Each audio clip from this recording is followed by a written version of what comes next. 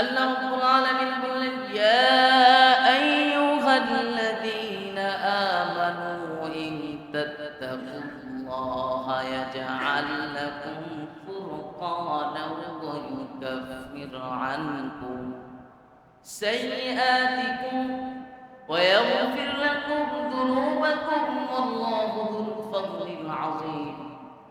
আজকে যেহেতু শুধুমাত্র আয়াত কেন্দ্রিক কিছু কথা বলতেছি, একটু বুঝেন। ইয়া আইয়ুহাল্লাযীনা আমানু, হে ঈমানদারগণ, ইন তাত্তাকুল্লাহা ইয়াজআল লাকুম ফুরকানা, আল্লাহ রাব্বুল আলামিন তাকওয়াল্লাহ ওই ব্যক্তির ভিতরে দিবেন। ওয়া ইউকাফির আনকুম সাইয়্যাতিকুম ওয়া ইয়াগফির লাকুম, যে ভালো এবং মন্দটাকে বুঝে নেবেন, ওয়া ইয়াগফির লাকুম, এবং তাদেরকে ক্ষমা করে দিবেন। আল্লাহু যুল ফাদলিল আযীম, আর এমন সম্মান দান করবেন পৃথিবীতে ওই ব্যক্তির মতো সম্মান আর কাউকে দান করবেন না, বলে সুবহানাল্লাহ।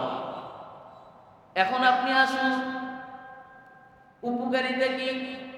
ওয়াতাযাওয়াদু ফাইন্না খায়রাজ যাদিত তাকওয়া ওয়াত্তাকুন ইয়া উলিল আলবাব।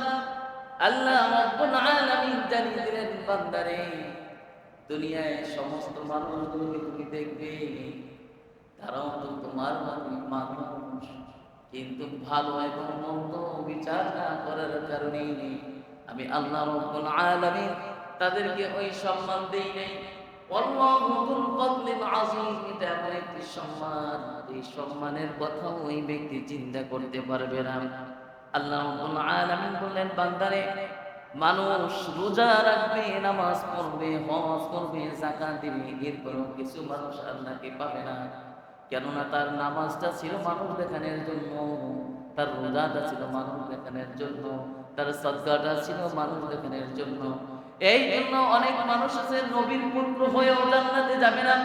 নবী তার বাবা নবী, কিন্তু সন্তান জাহান্নামী। আপনি যদি একবার চিন্তা করেন, কি নবী, এই নবীর কথা আল্লাহ রাব্বুল আলামিন জান্নাতি ঘোষণা দিলেন। এই পৃথিবীতে সর্বপ্রথম যেই নবীকে পাঠালেন, যেই নবীকে পাঠালেন, যেই মানুষটাকে পাঠালেন, সকলে একবার জোরে বলি, তার নাম কি? এই পৃথিবীতে সর্বপ্রথম যেই নবী এবং মানুষকে পাঠাইলেন, তার নাম কি? সুন্দর, এই তো বোঝা শুরু করেছেন। এই ক্লাসে বসতে হবে আপনাদের। শুধু শুধু আয়াত থেকে আলোচনা করবো, আপনারা শুধু অ্যান্সার দিবেন যে হ্যাঁ হুজুর ওইটাই তো ঠিক। আল্লাহ রাব্বুল আলামিন বললেন, সেই বাবা আদমকে তোমরা দেখো নাই? আদমের দুই সন্তানের কথা তোমরা শুনেছো, তারা নবীর পুত্র ছিলেন।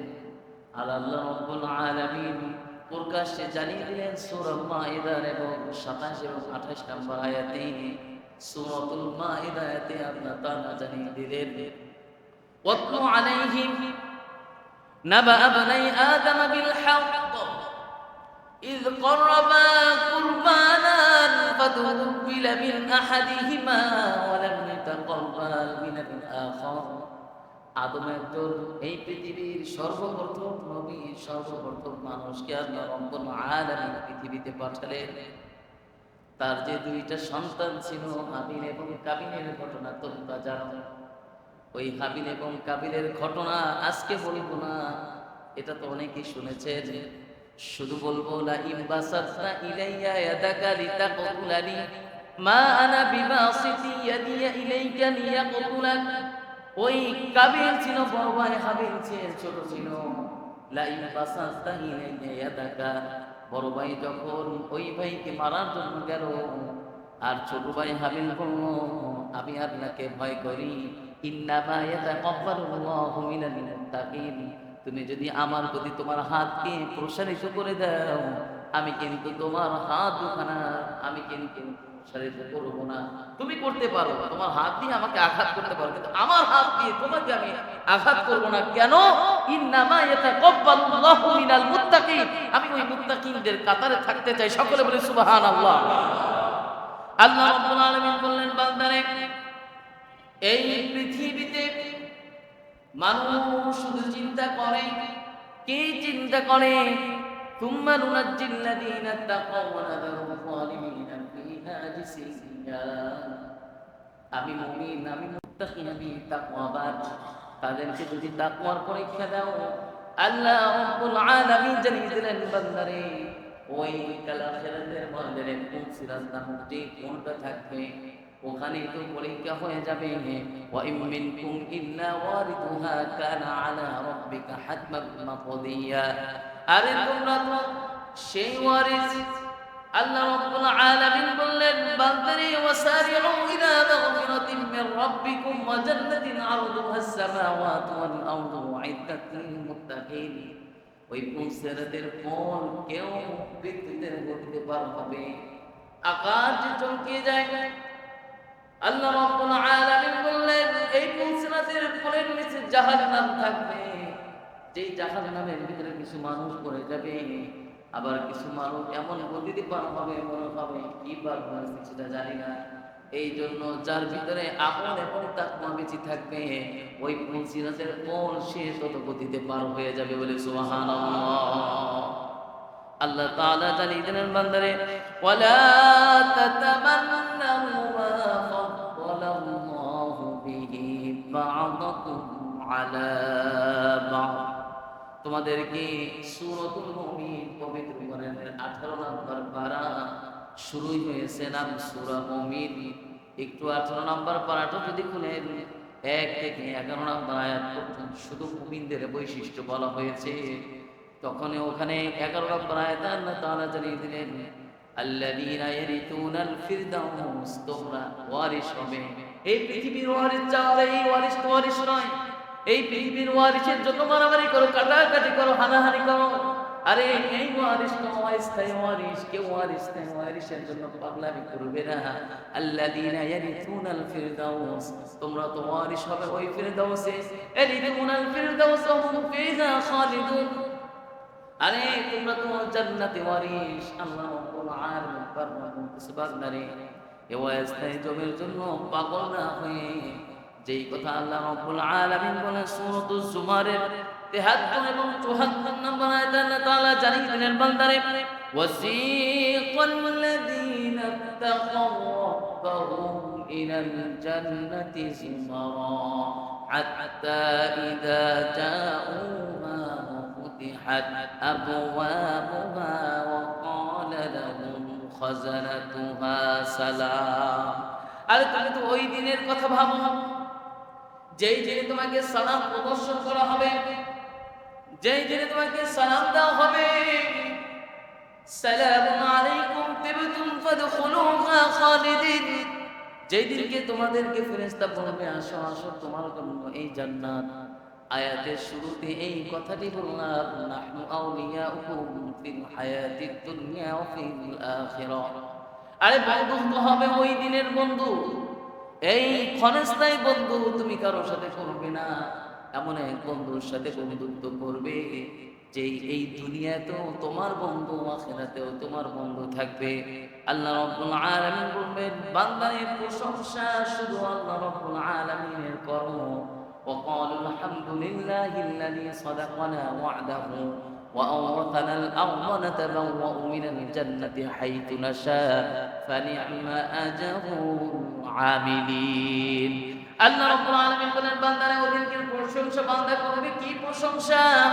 বান্দা বলবে ও মালিক আমি এত কিছু চাই না, আমি এত কিছু পাবো তাও জানি না। যদি জানতাম আজকে এত কিছু দিবে তাহলে মনে হয় আর থেকে এর থেকে আরো যদি একটু বেশি করতাম তাহলে মনে হয় বেশি পেয়ে যেতাম। বান্দা তো এগুলো পেয়ে সুখী থাকবে। বলবে বান্দারে শুধু এতটুকুই নয়, তোমাদেরকে আমি এমন একটা জান্নাত দিব যে জান্নাতটা হবে এই দুনিয়ার 10টা দুনিয়ার সমান। বলে সুবহানাল্লাহ। ছোট্ট জান্নাত, তোমাকে তো কিছুই দেওয়া হয়নি।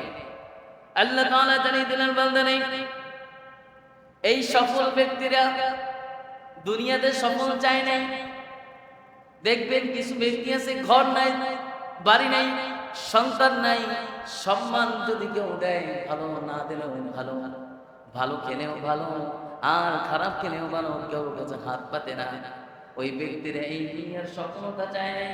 আল্লাহ রাব্বুল আলামিন পবিত্র কোরআনের সূরা আলে ইমরানের 185তম আয়াতে আল্লাহ তাআলা জানিয়ে দিলেন وأدخل الجنة فقد فاز ওই ব্যক্তিরা শুধু জান্নাত চেয়েছে ওগো মালিক তুমি আমাদেরকে এমন একটি জান্নাত দাও এই দুনিয়ায় ঘর নাই বাড়ি নাই কিছু দরকার নেই শুধুমাত্র আখিরাতের ময়দানে এমন অবস্থা করো মানুষের ভিতরে জানি আমাকে লাঞ্ছিত হতে না হয় আল্লাহ তাআলা জানিয়ে দিলেন তুমি যদি একটি যোগ্যতা অর্জন করো অবিচল থাকো দিনের প্রতি তুমি অবিচল থাকবে মুনাফিকদের কাতারে তুমি যাবে না আল্লাহ রাব্বুল আলামিন বললেন বান্দা একটা ওয়াদা আমি তোমাদের সাথে করতেছি এই ওয়াদাটার নাম আল্লাহ তাআলা সূরা লুকমানের 33 তম আয়াতে আল্লাহ তাআলা জানিয়ে দিলেন ইয়া আইয়ুহান নাস ইত্তাকু রাব্বাকুম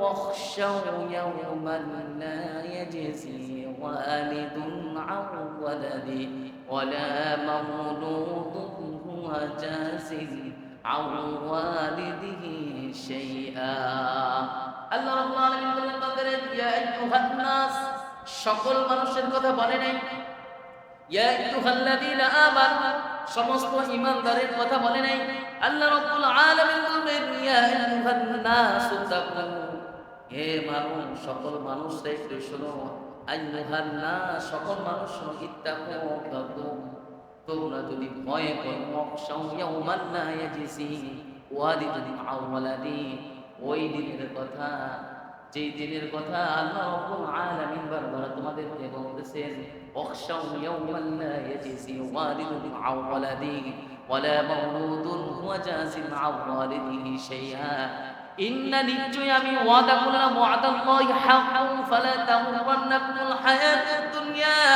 ওয়ালা ইয়াগুররান্নাকুম বিল্লাহিল গরুর এই দুনিয়ার কথা বারবার তোমাদেরকে বলা হয় এই দুনিয়ার ধোঁকায় পড়ো না এমন একটা জায়গার কথা আমি তোমাদেরকে ইন্না ওয়াদাল্লাহি হাক বারবার বলতেছি ওই দিনের কথা আমি এই জন্য বলতেছি রব্বে কারীম এতটুকুই তোমাদেরকে বলে নাই আল্লাহ রাব্বুল আলামিন বললেন ইন্নাল্লাহা ইনদাহু ইলমুস সাআ ওয়া ইউনাজ্জিলুল গায়সা ওয়া ইয়া'লামু মা ফিল আরহাম এখানে পাঁচটা বিষয়ের কথা উল্লেখ করলেন আল্লাহ তাআলা জানিয়ে দিলেন তুমি যদি জানো কিয়ামত কখন হবে এটা কিন্তু তুমি জানো না মৃত্যু কখন হবে কাল তুমি কি করবে এটা তুমি জানো না ওয়ায়ুনাজ্জিলুল গায়সা ওয়া ইয়া'লামু মা ফিল আরহাম আমি ও মায়ের পেটে সন্তান দিব কি দিব না এটা আমি নির্ধারণ করে দিব এই সমাজে অনেক মানুষ আছে সন্তান যদি না হয় সম্পূর্ণ দোষটা ওই মেয়ের উপরে পড়ে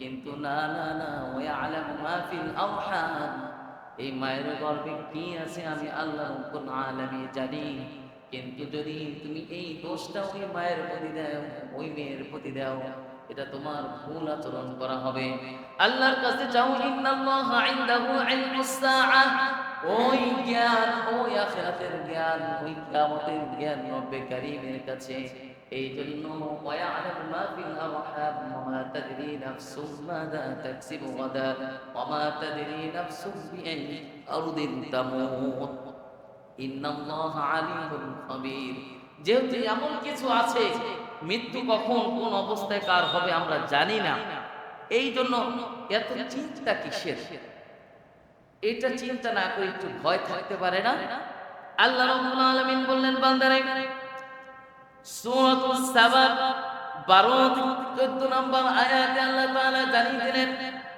ওয়ালিসুলাইমান আর-রিহা গুদুহা শাজারুন ওয়া রাওয়াহুহা শাহ ওয়া আসালনা লাহু আইনাল কিদ্র ওয়া মিনাল জিন্নি মান ইয়া'মাল বাইনা ইয়াদাইহি বিইذনি রাব্বিহি আল্লাহ রাব্বুল আলামিন জানিয়ে দিলেন বান্দারে ফালাম্মা কাদাইনা আলাইহিল মাউত মা দাল্লাহু আলা মাউতিহি ইল্লা দাবাতুল আরদি তাকুলু মিন সাআতা সুলাইমান আলাইহিস সালাতু ওয়াস সালামকে আমি অনেক ক্ষমতা দিয়েছিলাম যাওয়ার মতো নবীদেরকে দেওয়া হয় নাই সে যদি বলতো বাতাসকে ফোন করতো, বাতাস তুমি নিয়ে যাও আমাকে 1 বছরের জায়গা শুধুমাত্র 1 পলকে নিয়ে যেত। এরকম ভাবে মাসকে মাস এই বাতাসকে হুকুম করলে তার কথা শুনতো। এমনকি জিনকে হুকুম করার কারণে জিন তার কথা শুনতো। জিন তাকে অসম্ভব ভয় পেত। ফালামা কদাইনা আলাইহিল মাউতা মা দাল্লাহু আলা মাউতি, বাদশাহ সুলাইমান যখন পৃথিবী থেকে বিদায় নেয়, ওই মুহূর্তে জিনদের রাতে উনি একটা মসজিদ করাইতেছিলেন, জিনরা কাজ করতেছিল। কিন্তু উনি যেখানে লাঠি নিয়ে বসা ছিলেন, জিনরা তো ওনাকে দেখে ভয়ে কাজ করে, যদি পাথরগুলো না বসায় সুলাইমান তাকায় রয়েছেন। কিন্তু ওই মুহূর্তেই হুকুম হয়েছে, ফালামা কদাইনা আলাইহিল মাউত মা দাল্লাহু আলা মাউতি, সূরাতুস সাবার 12 থেকে 14 নম্বর আয়াতে আল্লাহ তাআলা কথাগুলো উল্লেখ করলেন যে ওই মুহূর্তে যখন আমি সুলাইমানের মৃত্যু দিলাম, আমি ওই কাজটা পরিপূর্ণ করে দিলাম। কিভাবে? জিনেরাও জানতো না সুলাইমান মারা গেলেন, জিনেরাও জানতো না সুলাইমান মারা গেলেন। কিভাবে? লাঠির উপরে ভর করে রেখে দিলাম। কিন্তু জিনেরা জানতো না সুলাইমান মারা গেলেন, কিন্তু গর্তের পিপিলিকা থেকে পোকা মাকড় পর্যন্ত সবাই জানতো সুলাইমান মারা গেছে, কিন্তু জিনেরা জানতো না। কিভাবে জানলো? আস্তে আস্তে লাঠিটা পোকায় খাওয়া শুরু করেছে। সুলাইমান হাতে যে লাঠিটা নিয়ে সে দাঁড়িয়েছিলেন, বসেছিলেন, সেই লাঠিটা আস্তে আস্তে সেই পোকাগুলি যখন খাবার শুরু করলেন, একটা পর্যায়ে লাঠিটা দুর্বল হয়ে গেল। লাঠিটা দুর্বল, যেটার উপরে সে দাঁড়িয়েছিলেন, ভর করেছিলেন, সেই লাঠিটা যখন ভেঙে গেল, সুলাইমান পড়ে গেলেন। পড়ে যাওয়ার পরে জিনেরা বুঝতে বলল যে সে তো জীবিত আর নেই, তাহলে সে কবে কখন মারা গেলেন। এটা খুঁজতে গিয়ে যখন লাঠির নিচে সে দেখলেন যে অনেকগুলি পোকা তার লাঠিগুলি খেয়ে যখন একদম শেষ পর্যায়ে এসেছে, তখন এই লাঠিটা পড়ে গিয়েছে। তখন সে বুঝতে পারলেন সে মৃত্যু আজকে হয় নাই, দীর্ঘ সময় সে মৃত্যুবরণ করেছেন।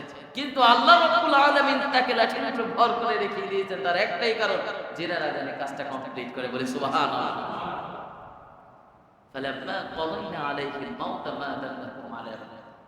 তাহলে আপনি এত চিন্তা কাদের জন্য করে যান? আমি আপনি চিন্তা করি না যে আমি মারা গেলে আমার সন্তান, আমার পরিবার, আমার স্ত্রী, এরা কি নিয়ে থাকবে, কি নিয়ে খাবে। যদি একটু করে যায় তাহলে হয়তো এটা দিয়ে সে বাঁচবে। আপনি চিন্তা করতেই পারেন না যে আল্লাহ রাব্বুল আলামিন আপনি যা করে রেখেছেন তাও হয়তো তার কবলে জ্বলবে না। আর এমন হতে পারে আপনি কিছুই করেন নাই, আপনি যাওয়ার পর আল্লাহ তাআলা তাদের উত্তম রিজিকের ফয়সালা করে দিয়েছেন। এই জন্য নিজের প্রতি আত্মবিশ্বাসটা এতটুকু বাড়ান যে ক্বালু রাব্বুনা আল্লাহু সুম্মা ইসতাকামু তাতানাজ্জালু আলাইহিমুল মালায়েকা, ফেরেশতারা কিন্তু আসবে। আর সেই আশাটা যেন আমার জন্য সুখকর হয়, সুখকর হয়। কেননা একটা কথা আপনাকে সবসময় সর্ব অবস্থায় চিন্তা করতে হবে। আবু হুরায়রা রাদিয়াল্লাহু তাআলা আনহু তার মৃত্যু আসার আগে সে চিন্তা করত, ওগো মালিক, ফেরেশতারা যখন আসবে আমার কাছে মালাকুল মউত যে চেহারাটি নিয়ে আসবে, সেই চেহারাটা কি সুন্দরতম চেহারা হবে নাকি ভয়ঙ্কর কোনো চেহারা হবে? যে রাসূলের সবথেকে বেশি হাদিস লিখেছেন, রাসূলের কাছে সবথেকে বেশি সময় দিয়েছেন, আবু হুরায়রার মতো একজন সাহাবী সেই কথাগুলি বলতেছেন আর ভাবতেছেন, আমি কি কবরে গিয়ে আমার প্রশ্নগুলোর উত্তর দিতে পারবো? আমার কি আসলে কি আল্লাহ তাআলা ক্ষমা করবেন কিনা? আমার কি এমন কোনো ভালো কাজ আছে কিনা যেই ভালো কাজ দেখে আল্লাহ তাআলা আমাকে মাফ করতে পারেন? যার শতে শতে হাদিস লেখা, যে হাদিসগুলো সবথেকে বেশি হাদিস বর্ণনা করা সাহাবী, এই মানুষটা যদি এই কথাগুলি বলে তাহলে আপনার আমার অবস্থাটা কোন দিকে হতে পারে, কি করতে পারে, এই কথাগুলি একটু চিন্তা করা দরকার। আল্লাহ রাব্বুল আলামিন বললেন, বান্দারে কুল্লু মান আলাইহা ফান ওয়া ইয়াবকা ওয়াজহু রাব্বিকা যুল জালালি ওয়াল ইকরাম। এগুলো ফান হয়ে যাবে, সব শেষ হয়ে যাবে। ওয়ামাল হায়াতুদ দুনিয়া ইল্লা মাতাউল গুরুর। পার্থিব জগৎটা ধোঁকাময় জগৎ, এই কথা তোমাদেরকে বারবার বলা হয়, কিন্তু না না না, তুমি বলো কে?